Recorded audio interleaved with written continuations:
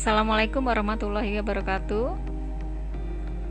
Pada kesempatan kali ini dengan saya Eli Mardiana, kita akan membahas mengenai pendidikan anti korupsi untuk SMK kelas 10. Pada kesempatan kali ini materinya yang pertama jujur, kedua disiplin, ketiga tanggung jawab, dan yang keempat sederhana.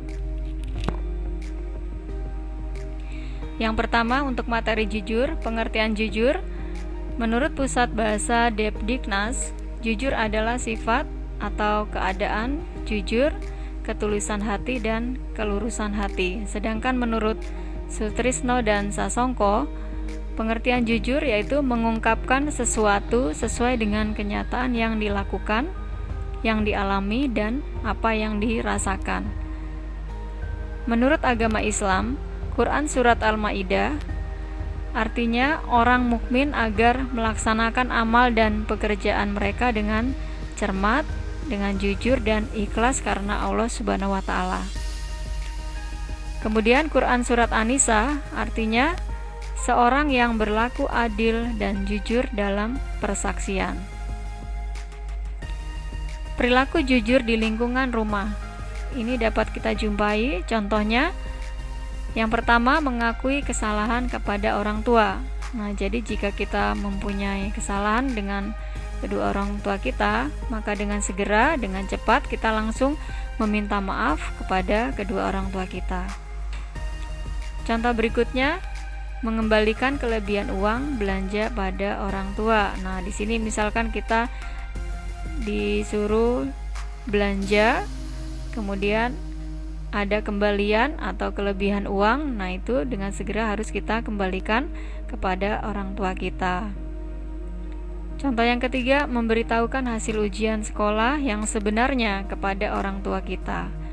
Nah, jadi kalau kita mendapatkan hasil ulangan, nilainya bagus atau A+ semua, nah ini harus kita tunjukkan kepada orang tua kita.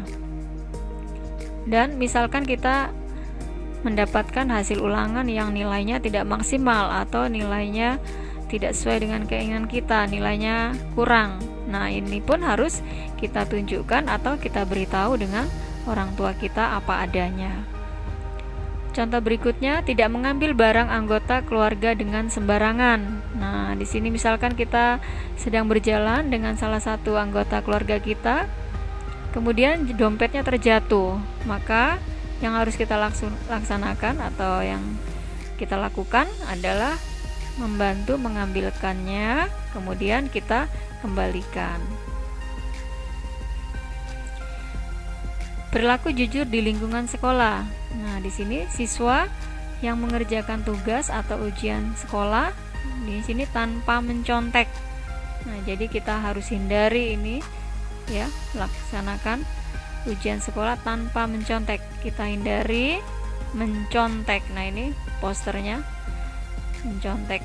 Ayo hidup jujur. Kemudian tidak berbohong kepada guru atau teman-teman. Yang ketiga, tidak mengambil barang milik teman. Nah, di sini misalkan contoh yang sederhana saja.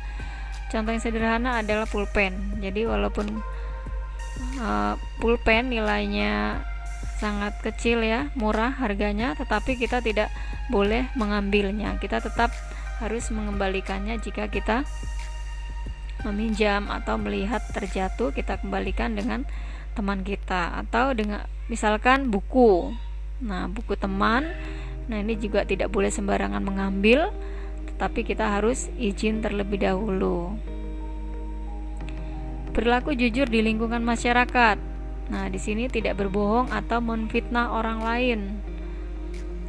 Kemudian mengakui kesalahan jika melanggar peraturan lalu lintas. Tidak menyuap polisi ketika ditilang. Nah, misalkan kita ada kesalahan, surat kita ditilang, maka tidak menyuapnya. Mengembalikan uang kembalian belanja yang berlebihan. Nah, di sini misalkan kita diberi kepercayaan untuk belanja, membelikan keperluan desa misalkan. Nah, jika ada kembalian, ada sisa lebihnya di sini, sisa lebih belanja, uangnya itu harus kita kembalikan. Materi berikutnya disiplin. Pengertian disiplin menurut Pusat Bahasa Depdiknas, artinya disiplin itu adalah tata tertib, ketaatan kepada peraturan. Disiplin yang diterapkan di sekolah antara lain masuk sekolah tepat waktu. Nah, di sini kita tidak boleh datang terlambat atau keluar kelas semaunya. Masuk sekolah tepat waktu. Kemudian berbaris dengan tertib. Nah, kalau pada hari Senin akan melaksanakan upacara bendera dengan tertib, kita langsung berbaris di sini tanpa diingatkan atau dikomando dengan gurunya. Maka dengan tertib langsung berbaris. Misalkan juga jika mau masuk kelas, nah di sini jika lonceng berbunyi langsung di depan kelas kita berbaris dengan rapi. Contoh berikutnya berseragam sesuai dengan ketentuan sekolah. Misalkan hari Senin akan melaksanakan upacara bendera. Nah, di sini pakaiannya harus sesuai dengan ketentuan yang ada di sekolah.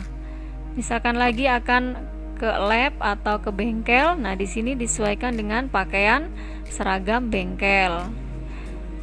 Misalkan mau olahraga hari Jumat, nah di sini kita harus berpakaian olahraga.